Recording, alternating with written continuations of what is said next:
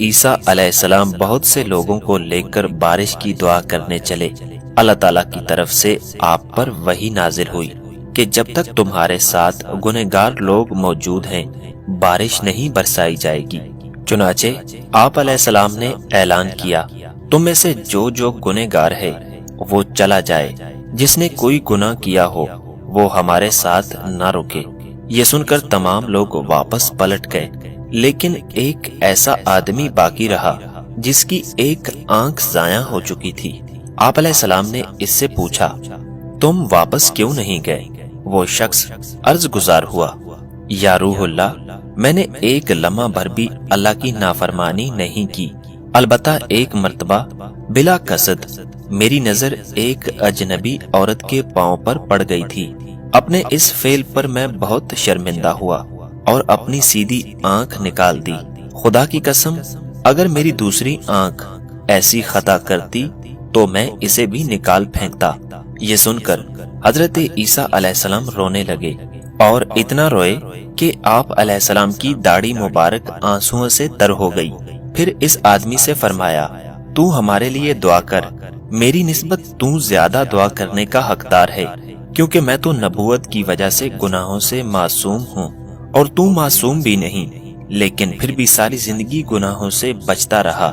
چنانچہ وہ شخص آگے بڑھا اور اپنے ہاتھ بلند کیے، پھر کچھ اس طرح سے بارگاہ خداوندی عز و جل میں عرض گزار ہوا، اے ہمارے پروردگار، تو نے ہی ہمیں پیدا فرمایا اور تو ہماری پیدائش سے پہلے بھی جانتا تھا کہ ہم کیا عمل کرنے والے ہیں، پھر بھی تو نے ہمیں پیدا فرمایا۔ جب تو نے ہمیں پیدا فرما دیا تو ہی ہمارے رزق کا کفیل ہے۔ اے ہمارے پاک پروردگار، ہمیں باران رحمت عطا فرما۔ راوی فرماتے ہیں، اس پاک پروردگار کی قسم جس کے قبضہ قدرت میں حضرت عیسیٰ علیہ السلام کی جان ہے، ابھی وہ شخص دعا سے فارغ بھی نہ ہو پایا تھا، ایسی بارش آئی گویا آسمان پھٹ پڑا ہو، اور اس کی دعا کی برکت سے پیاسے سیراب ہوئے۔ معزز دوستو، اسی طرح حضرت منصور بن عمار رضی اللہ تعالی عنہ فرماتے ہیں، میں ایک اندھیری رات سفر پر روانہ ہوا، میں رستے میں ایک جگہ بیٹھ گیا، اچانک میں نے کسی نوجوان کے رونے کی آواز سنی جو روتے ہوئے یہ کہہ رہا تھا، اے میرے پروردگار، تیری عزت و جلال کی قسم، میں نے تیری نافرمانی تیری مخالفت کی بنا پر نہیں کی، اور نہ ہی گناہ کرتے وقت میں تیرے عذاب سے بے خبر تھا، بلکہ میری بدبختی نے گناہوں کو میرے لیے مزین کر دیا، اور میں تیری صفت ستاری کی وجہ سے گناہوں پر دلیر ہو گیا۔ تو بار بار میرے گناہوں پر پردہ ڈالتا رہا، میں گناہوں پر جرت کرتا رہا، ہائے میری بربادی، اب مجھے تیرے عذاب سے کون بچائے گا؟ اگر تو نے مجھ سے تعلق ختم کر دیا تو میں کس سے رشتہ قائم کروں گا؟ ہائے افسوس، میں نے ساری جوانی تیری نافرمانی میں گزار دی، میں بار بار توبہ کرتا پھر گناہ کر ڈالتا، اب تو توبہ کرتے ہوئے بے شرم آتی ہے۔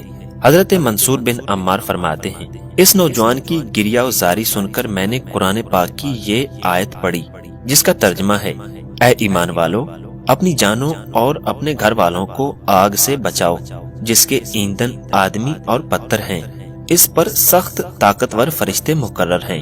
میں نے یہ آیت تلاوت کی تو مجھے ایک چیخ سنائی دی اور پھر خاموشی طاری ہو گئی۔ اس کے بعد میں وہاں سے آگے روانہ ہو گیا۔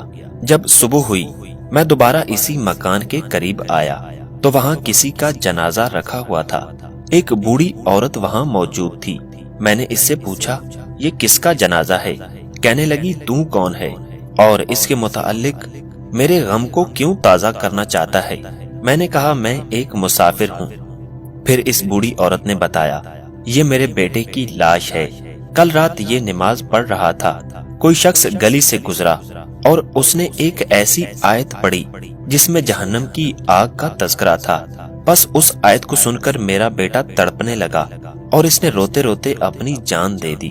یہ سن کر حضرت منصور بن عمار وہاں سے چلے آئے اور اپنے آپ کو مخاطب کر کے کہنے لگے، اے عمار، ایسے ہوتے ہیں اللہ سے ڈرنے والے۔